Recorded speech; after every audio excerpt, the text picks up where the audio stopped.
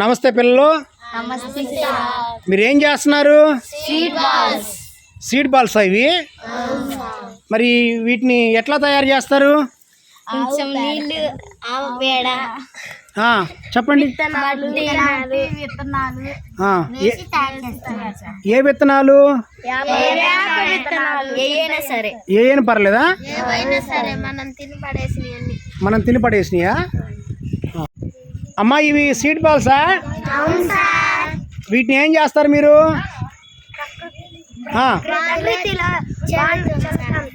ప్రకృతిలో చల్లుతారా? చల్లితే ఏమవుతుంది? మొక్కలు మొలుస్తాయా? Very good. అమ్మా ఇవి సీడ్ బాల్స్ కదా? ఇవి తయారు చేసి మీరు ఏం చేస్తారు? వర్షం పడేటప్పుడు చల్లుతారా? చల్లితే ఏమవుతుంది? మొక్కలు మొలుస్తాయా? మొక్కలు మొలిస్తే మనకి ఏమవుతుంది? వర్షాలు పడతాయా? అంటే మీరందరూ మంచి పని చేస్తున్నారు, అవునా? ఓకే, మీకు చాలా ధన్యవాదాలు.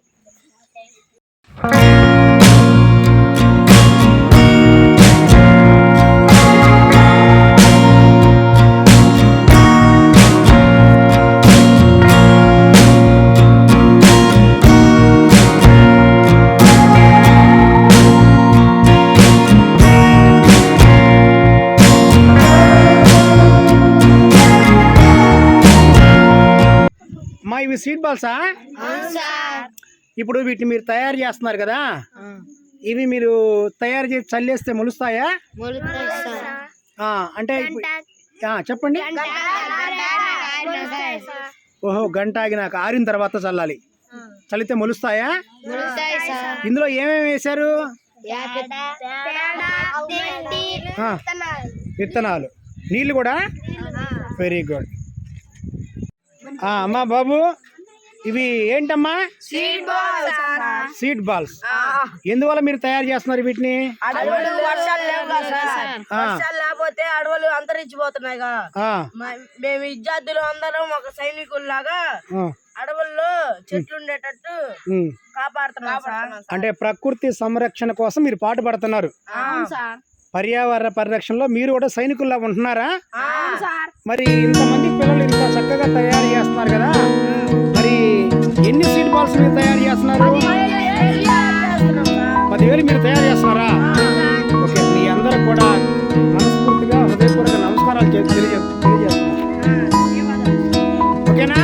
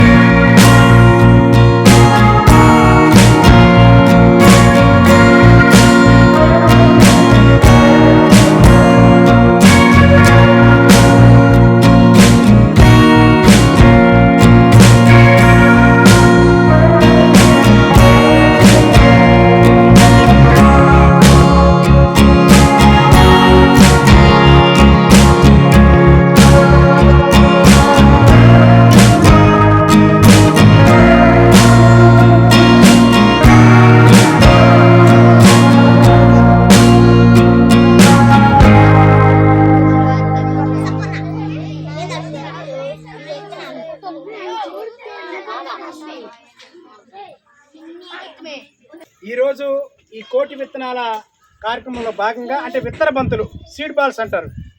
మరి పేట సన్నిగళ్ళ గ్రామం కారంపూడి మండలం మన ప్రాథమిక యూపీ పాఠశాల విద్యార్థులు ఇన్ని విత్తన బంతులు ఇవన్నీ కూడా వేప అలాగే కానుక చెట్ల నుంచి తీసిన విత్తన బంతులు కష్టపడి వారు ట్రైనింగ్ తీసుకొని సీడ్ బాల్స్ పైన చక్కగా స్వయంగా వారి చేతులతోనే ఇవి తయారు చేయడం జరిగింది.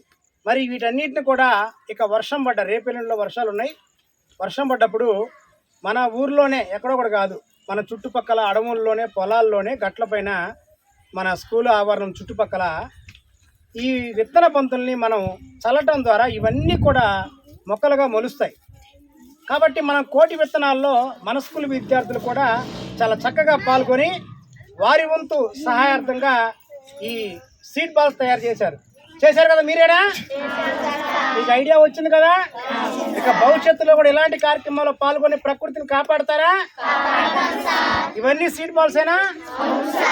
జై ప్రకృతి, జై ప్రకృతి.